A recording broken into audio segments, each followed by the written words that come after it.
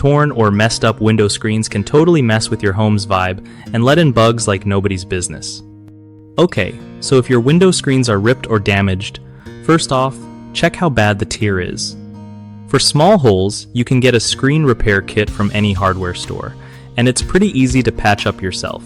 Just follow the instructions and use some screen mesh and glue or patches. If the damage is more serious, like big rips or the frame is bent, then it's probably time to replace the whole screen.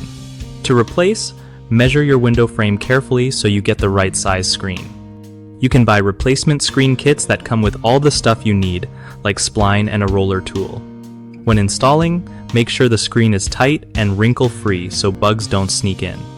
Another tip: consider upgrading to a more durable material like PET, resistant, or solar screen mesh if you've got pets or want extra sun protection.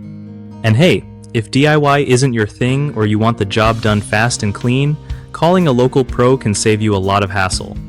One of the biggest mistakes people make with window screen repair is ignoring small tears, which only get worse over time and let in more bugs. Fix small holes right away using a patch kit. Another common issue is not measuring the window frame correctly when replacing screens. Always double-check measurements before buying anything to avoid wasting money.